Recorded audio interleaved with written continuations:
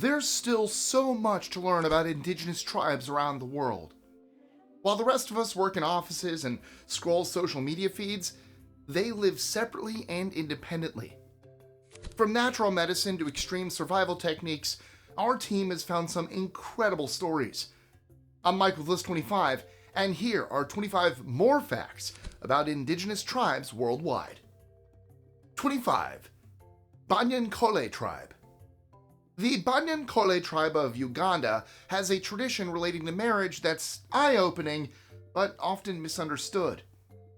In their culture, a senga, or aunt, plays a major role in prepping couples for their nuptials. She offers the bride advice about sexuality, fertility, and how to manage a household. In some older accounts, the senga might also inspect or advise the couple to ensure they're ready for married life. How intimate this gets depends on what you read. A widespread modern rumor claims that the senga personally tested the groom's ability, but this isn't supported by reliable historical sources and is viewed by the Banyankole people as a misunderstanding of their traditions. 24. Sturgeon Conservation. What's the connection between an indigenous people and caviar? The Kootenai tribe of Idaho and Montana have a tradition where they protect white sturgeon eggs by harvesting them and keeping them safe in hatcheries. They do this to preserve the species and stop gourmets guzzling their way through the fishy population. As far as the Kootenai are concerned, they're doing what's right by their environment and the creatures who live and swim in it. They've been doing it since 1990, though the conservation effort ties in with ancient concerns about protecting wildlife and their environment. 23. Mary Slessor. Mary Slessor was a missionary from Scotland who spent time in Africa during the late 19th and early 20th centuries. Mary interacted with the groups there, notably the Efik in Nigeria, who practiced some ancient and potentially violent traditions that she opposed. One of these was the neglect of babies who were born as twins. Twins were seen as unnatural by the Efik. Not only were they considered a bad omen, but they were also even thought to cause the of their parents by certain people in the community. Because of this, innocent babies could be though this wasn't a universal practice. Shocked by the deaths, Mary gave the abandoned children a home and stood up to tribal authorities over twin infanticide. She played a major role in helping to stamp out the tradition and became part of a wider movement. 22. Living tree bridges. Can you build bridges from trees? Now, I'm not talking about felling a tree and laying the trunk across a river or gorge. I'm talking about tree roots, which can be specifically grown to form super strong structures. The Khasi tribe, based in northeast India, has used the aerial roots from rubber fig trees for centuries, guiding and reshaping them into living bridges. Aerial roots are plant roots that grow above the ground. It may not seem like it, but they make excellent building material. A regular bridge made from something like concrete will crumble over time. However, with a living tree bridge, you have an organic walkway that keeps strengthening itself, defying the elements. The Khasi's bridges can stretch as far as 53 meters, showing that engineering isn't all nuts and bolts. 21. Animal connection. A reindeer is for life, not just Christmas. That motto could be applied to the Duka tribe of North Mongolia, who have a relationship with reindeer that's comparable to cowboys and their horses. Children of the tribe learn to respect the deer from an early age, and that's not surprising because of the close connection the group has with these animals. Now, before things get too cozy, I should also mention they eat the reindeer, but this is a small part of the overall routine. From food and warmth to transport and companionship, this is an inspiring and practical example of humans and animals sharing our planet responsibly and sustainably. 20. Hamar Leap of Manhood. Here's a question for the guys out there. How far would you go for love? Would you run over the back of some bulls to prove your worthiness to your beloved? Furthermore, would you do it? This is a tradition of the Hamar people from Ethiopia, who take part in an ancient ceremony called ukulibula, or bull jumping. You walk out to see several bulls standing in a row. All you have to do is make it across their backs. Not just once, but 4 times. Slip up, and the consequences are severe. Even if the bulls don't injure you, you get beaten with branches by the women of the community. Not completing the ukulibula means the marriage is off for now, but you can try again the following year. This is a true rite of passage, designed to show your commitment and pass on ancient traditions. 19. Resisting Spanish control. When you take on the Mapuche people, be sure to come prepared. They live in south-central Chile, where they're the largest indigenous group. This is a mountainous country, and it's where they've defended their territory for hundreds of years. The Mapuche are known for their long-standing battles against Spanish occupation. When forces from Spain wanted to claim their land, they fought back. The invaders were dubbed New Incas, echoing a previous confrontation with the powerful Inca civilization. Mapuche warriors were involved in a week-long war with the Incas in the 15th century called the Battle of the Maule. They later fended off the Spanish during the Arauco War, though this went on a little longer. It actually lasted on and off for 300 years. It's a testament to the toughness of the Mapuche that they were finally absorbed into the state in the 1880s. 18. Second-born's status. When twins are born, we know which one is older. It's the one who comes out of the mother's womb first, right? Wrong. Talk to a member of the Akan people in Ghana, and you'll see it's a little more complicated than it looks. They believe the second-born twin is the elder, giving him or her the name Panyin. It's the job of the Panyin to help the Kakra, or less experienced newborn. There's a strong sense of interconnectedness here, with the Panyin being more connected to the mother's body. They also name their children along these lines. The order someone is born in affects what they're called. The name can also come from the specific day of the week they entered the world. 17. Marriage proposal tradition. Ladies, if a man turned up at your door intending marriage, what would you do? Well, if you're part of a Japanese tradition linked to the Ainu people, then you'd hand him a bowl of rice. It may look like a simple bowl of starchy goodness, but surprisingly, this is a powerful symbol of two people coming together. First, he has to consume half the bowl of rice, which is kind of the equivalent of taking out a ring. For the future bride to accept the proposal, she must eat the rest. It was a heartfelt gesture that reflected these indigenous people's belief in a humble existence. The couple would later exchange practical gifts, like clothes and knives. Romantic, this wasn't. 16. Indigemojis. Ancient traditions and messaging apps don't seem to go together, but lately that combination has become a thing. Indigenous people are creating their own apps, preserving their social interactions for future generations. For example, the Reindeer from Central Australia are using so-called Indigemojis. By downloading their app, you can send special symbols such as kangaroo tails and cowboy hats, which represent different parts of the culture. Beside the emojis, there are other projects, like a voice-activated game that teaches children traditional names and pronunciations. It shows indigenous people taking a collective approach to technology, harnessing that power to communicate ideas going back centuries. 15. Orphaned monkey care. Baby animals have a habit of getting lost or abandoned. In an environment such as the Amazon rainforest, they're in danger of being attacked and eaten. So, it's a good job the Awa tribe is there to step in as surrogate parents. They rescue and care for baby monkeys, making sure they're comfortable and well fed, according to a photographer who witnessed their behavior firsthand. The tribe ensures the little guy has a supply of breast milk, straight from the source mind you, plus other home comforts.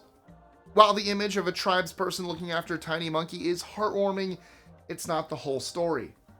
The Awa take their responsibilities to the surrounding environment very seriously, meaning other baby animals are taken in, not just the cute kind. Being endangered themselves, the tribe understands the importance of keeping the various rainforest creatures alive. They aren't a one-stop shop for wildlife care.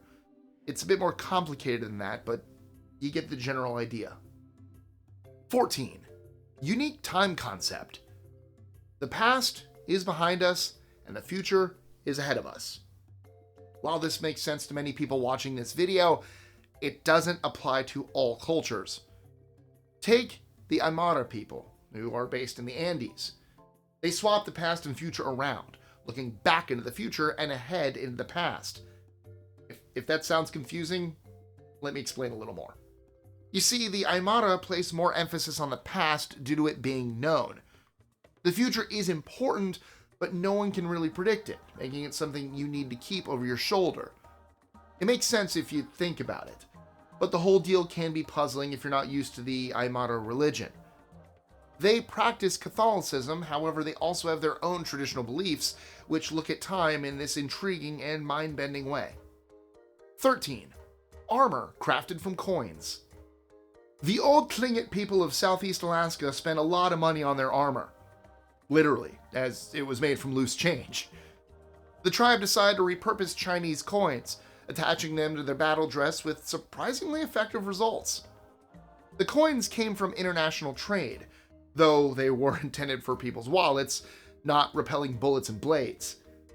They did this in response to Russian invaders who tried expanding into the territory during the 18th and 19th centuries.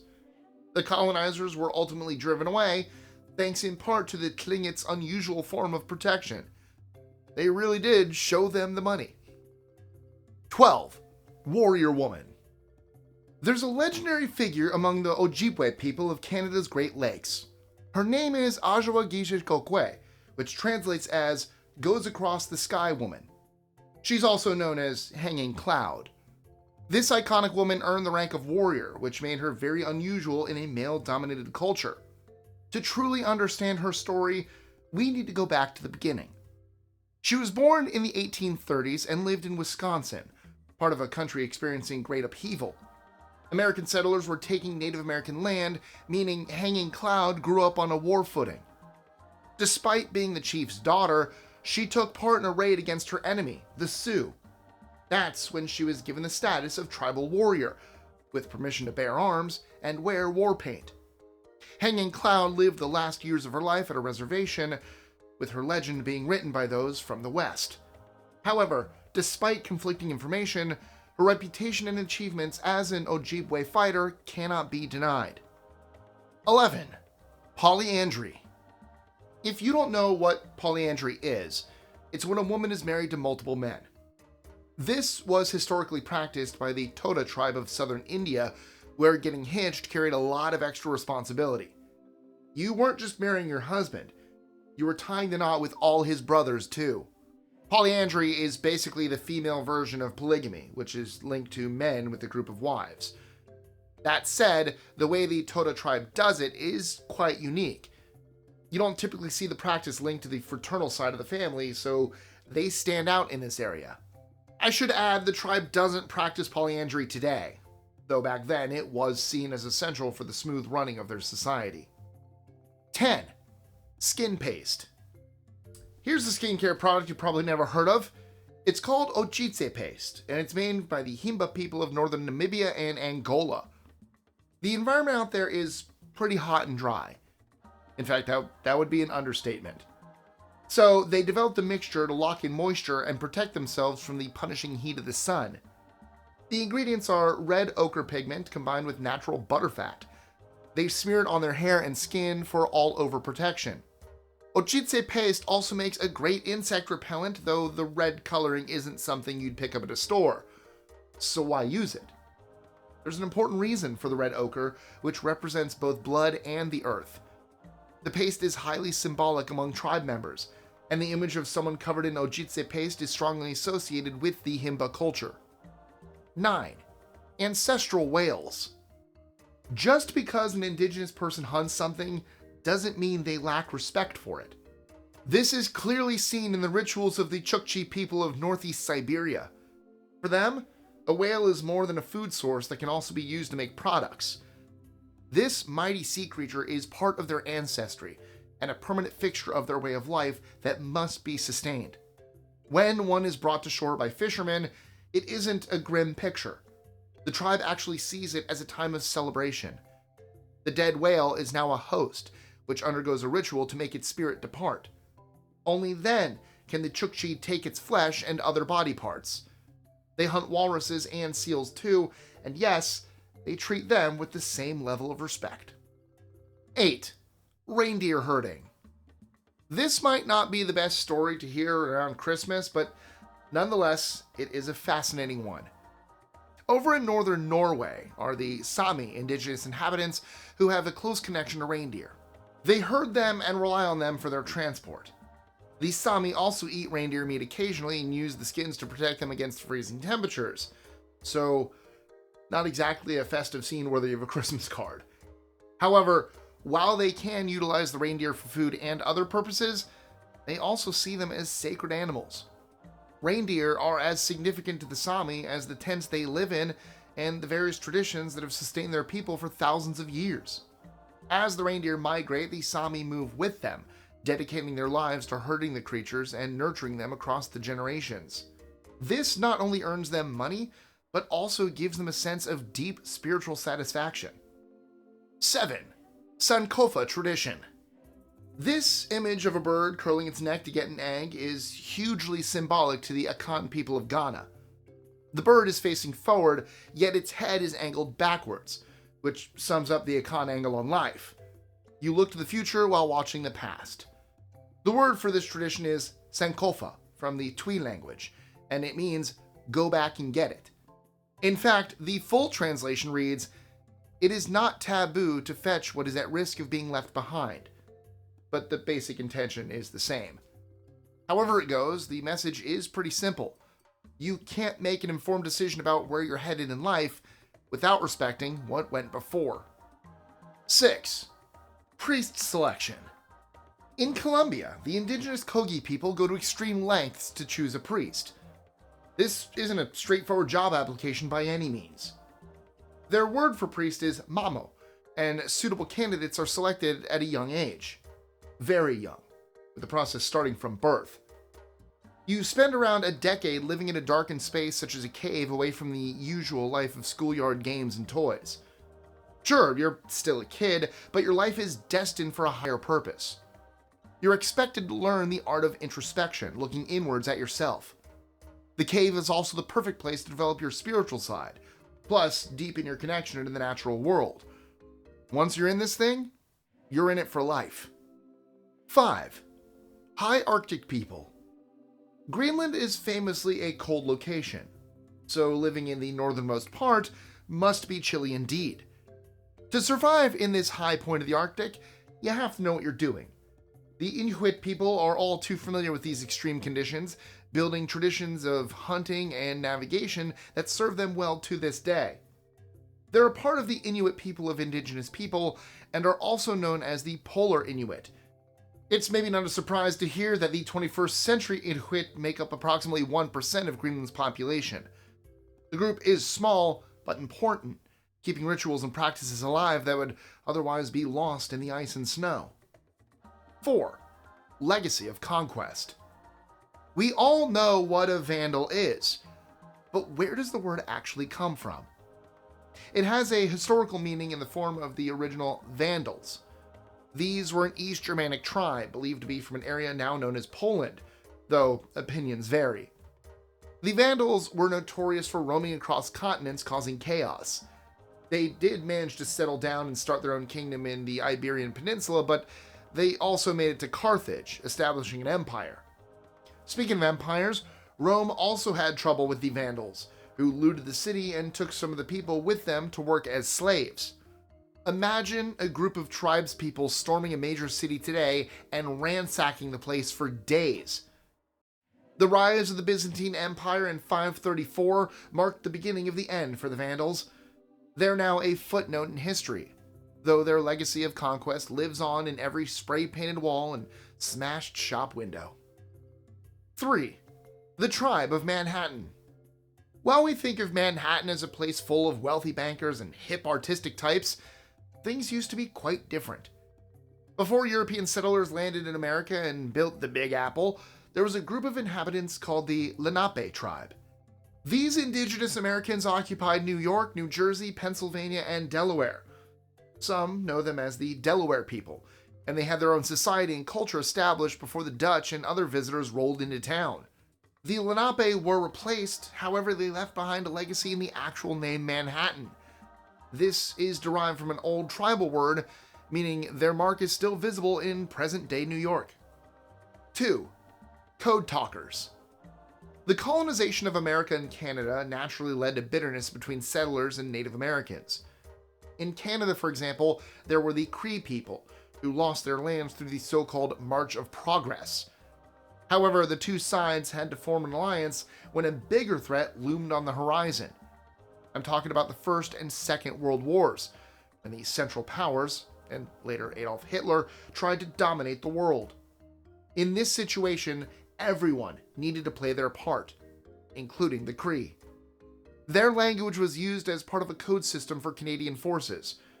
Unless you were fluent in Cree, you didn't stand a chance in hell of cracking that code. Were the Cree thanked for their support when the battle died down? No, they weren't. And it took a long time for their contribution to the war effort to receive proper recognition. 1. Golden abundance.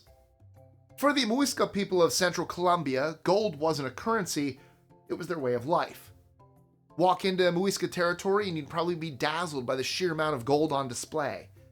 They had it to complement their existence, not enrich it. So it was kind of like Tupperware today. I'm joking, of course. However, it was certainly the case that they used the gold for decoration and practical uses more than financial ones. They just didn't see things in terms of materialism. Instead, they wanted to celebrate and honor the role gold played in their society. It wouldn't be unusual to see the leader being covered in gold dust as part of their ancient traditions. It's gotta be a sneezing hazard, right? If so, it'd be the most expensive sneeze in history. We've seen some pretty extraordinary abilities in the tribes and groups mentioned here. If you missed out on part 1, check that out here. 25 unknown facts about tribes around the world. As always, don't forget to like, share, comment, subscribe with that notification bell, and I'll see you soon for a whole new list.